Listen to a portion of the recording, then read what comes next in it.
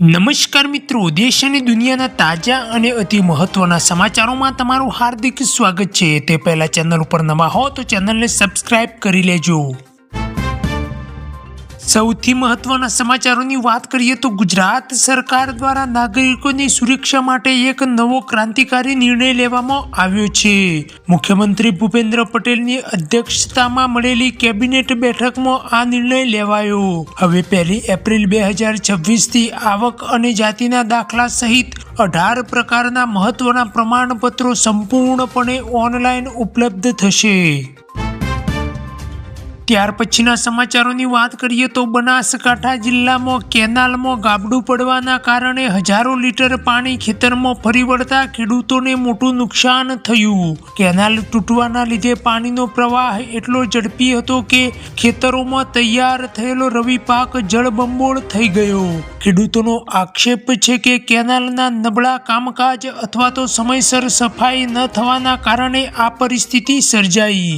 અચાનક આવેલા પાણીના કારણે ખેડૂતોની મહેનત ઉપર પાણી ફરી વળ્યું।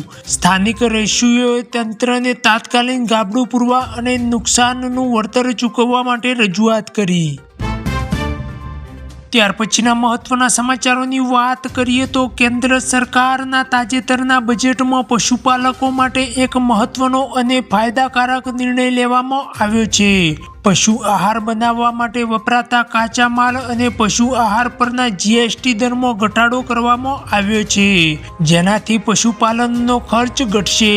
ખાસ કરીને પશુ આહારમાં વપરાતા મોલાસીસ પરનો ટેક્સ 28%થી ઘટાડીને માત્ર 5% કરી દેવામાં આવ્યો છે। આ ઉપરાંત સહકારી મંડળીઓ જે પશુ આહાર પૂરો પાડે છે તેમને પણ ટેક્સમાં મોટી રાહત આપવામાં આવી છે।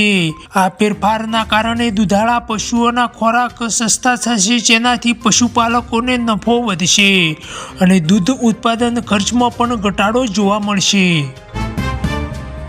ત્યાર પછીના મહત્વના સમાચારોની વાત કરીએ તો ગુજરાત સરકાર દ્વારા રવિ માર્કેટિંગ સિઝન 2026-27 માટે ઘઉંના ટેકાના ભાવે ખરીદી કરવાની જાહેરાત કરવામાં આવી છે। આ વર્ષે કેન્દ્ર સરકાર દ્વારા ઘઉંનો ટેકાનો ભાવ ₹2585 પ્રતિ ક્વિન્ટલ એટલે કે ₹517 પ્રતિ મણ નક્કી કરવામાં આવ્યો છે। ખેડૂતો 1 ફેબ્રુઆરીથી 1 માર્ચ 2026 સુધી ગ્રામ પંચાયતના VCE મારફતે ઓનલાઈન રજીસ્ટ્રેશન કરાવી શકશે। નોંધણી માટે આધાર કાર્ડ 7/12 આના ઉતારા અને બેંક વિગત હોવી અનિવાર્ય છે। રજીસ્ટ્રેશન અને ખરીદી પ્રક્રિયા દરમિયાન ખેડૂતોનું બાયોમેટ્રિક કરવું ફરજિયાત છે અને વાસ્તવિક ખરીદી 4 માર્ચથી 15 મે 2026 દરમિયાન થશે। ત્યાર પછીના સમાચારોની વાત કરીએ તો ભરૂચ શહેરમાં ટ્રાફિકની સમસ્યા હાલ વિકટ બની છે, જે કારણે સ્થાનિક અને વાહન ચાલકો ભારે હાલાકી ભોગવી રહ્યા છે। ખાસ કરીને નર્મદા મૈયા બ્રિજ અને શહેરના મુખ્ય માર્ગ પર વાહનોની લાંબી કતારો જોવા મળે છે, જેનાથી ટ્રાફિક વ્યવસ્થા સંપૂર્ણપણે ખોરવાઈ ગઈ હોય તેવું લાગી રહ્યું છે। ભારે વાહનોની સતત અવરજવર અને રસ્તા પરના દબાણોના કારણે પીક અવર્સમાં કલાકો સુધી જામની સ્થિતિ સર્જાઈ છે। આ સમસ્યાના કાયમી ઉકેલ માટે લોકો ફ્લાયઓવર અને ટ્રાફિક પોલીસના ચુસ્ત બંદોબસ્તની માંગ કરી રહ્યા છે। ઓફિસ અને શાળાએ જતા લોકો માટે આ રોજિંદી માથાકૂટ બની ગઈ છે। ત્યાર પછીના મહત્વના સમાચારોની વાત કરીએ તો આંતરરાષ્ટ્રીય બજારમાં વેસ્ટર્ન ડિફરન્સ અને અમેરિકી ડોલરના મૂલ્યમાં ફેરફારના કારણે સોના અને ચાંદીના ભાવમાં સતત ઉથલપાથલ જોવા મળી રહી છે। બજેટ બાદ ભારતીય બજારમાં સોના અને ચાંદીના ભાવમાં મોટો ઘટાડો નોંધાયો હતો, પરંતુ વૈશ્વિક સંકેતોના કારણે ફરી સામાન્ય વધારો જોવા મળ્યો છે।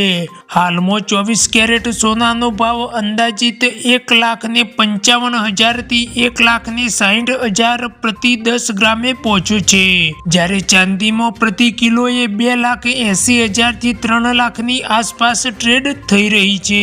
રોકાણકારો માટે આ અસ્થિરતા ચિંતાનો વિષય બની છે, જ્યારે લગ્નની સિઝન હોવાથી ગ્રાહકો ભાવ ઘટવાની રાહ જોઈને બેઠા છે। આંતરરાષ્ટ્રીય સ્તરે આર્થિક અને અનિશ્ચિતતા રહેતા આગામી દિવસોમાં પણ ભાવમાં ફેરફાર ચાલુ રહી શકે છે। ત્યાર પછીના મહત્વના સમાચારોની વાત કરીએ તો સરકારે રાશન કાર્ડ ધારકો માટે ઈ-કેવાયસી પ્રક્રિયા પૂર્ણ કરાવી ફરજિયાત બનાવી છે. આ નિર્ણયનો મુખ્ય ઉદ્દેશ્ય રાશન વિતરણ વ્યવસ્થામાં પારદર્શિતા લાવવો અને બોગસ રાશન કાર્ડને દૂર કરવાનો છે. જે ધારકો નિયત સમય મર્યાદામાં ઈ-કેવાયસી નહીં કરાવે તેમને મળવાપાત્ર અનાજનો જથ્થો બંધ થઈ શકે છે. રાશન કાર્ડમાં નોંધાયેલા દરેક સભ્યએ નજીકની વ્યાજબી ભાવની દુકાને જઈને અંગૂઠાનું નિશાન એટલે કે બાયોમેટ્રિક આપી આ પ્રક્રિયા કરાવવી પડશે. આ નવી વ્યવસ્થાથી માત્ર સાચા લાભાર્થીઓને જ સરકારી યોજનાનો લાભ મળશે તેવી ખાતરી કરવામાં આવી રહી છે. ત્યાર પછીના મહત્વના સમાચારોની વાત કરીએ તો ગ્વાલિયર વિસ્તારમાં થયેલા કમોસમી વરસાદે ખેડૂતોની મુશ્કેલીમાં મોટો વધારો કર્યો છે. અચાનક વરસેલા વરસાદ અને કરાને કારણે ખેતરમાં ઊભો પાક આડો પડી ગયો છે, જેનાથી લણણીના સમયે જ ખેડૂતોને ભારે આર્થિક નુકસાન વેઠવાનો વારો આવ્યો છે. ખાસ કરીને ઘઉં, સરસવ અને ચણાના પાકને સૌથી વધારે નુકસાન થવાની ભીતિ સેવાઈ રહી છે. ખેતરોમાં પાણી ભરાઈ જવાથી પાક સડી જવાની ચિંતામાં ખેડૂતો હાલ લાચાર બન્યા છે. સ્થાનિક ખેડૂતો હવે સરકાર પાસે સર્વે કરાવી વહેલી તકે વળતર આપવાની માંગ કરી રહ્યા છે. ત્યાર પછીના મહત્વના સમાચારોની વાત કરીએ તો કેન્દ્ર સરકારના તાજેતરના બજેટ બાદ ગુજરાત સહિત દેશભરના ખેડૂતોમાં ભારે નારાજગી જોવા મળી રહી છે. ખેડૂતોનું માનવું છે કે બજેટમાં ખેતીવાડી અને સિંચાઈ માટે કોઈ મોટી રાહતો કે ખાસ પ્રોત્સાહન આપવામાં આવ્યું નથી. પાકના ટેકા ભાવે અને ખાતર પરની સબસિડી બાબતે અપેક્ષા મુજબની જાહેરાતો ન થતાં ખેડૂતો નિરાશ થયા છે. આ ઉપરાંત ખેતીના સાધનો પરના કરવેરા અને વધતી જતી મોંઘવારી સામે રક્ષણ આપતી કોઈ નવી યોજના ન હોવાથી ખેડૂત સંગઠનો વિરોધ નોંધાવી રહ્યા છે. એકંદરે આ બજેટ ખેડૂતોની આવક બમણી કરવાના લક્ષ્યમાં નિષ્ફળ રહ્યું હોવાનું ખેડૂત નેતાઓ જણાવી રહ્યા છે.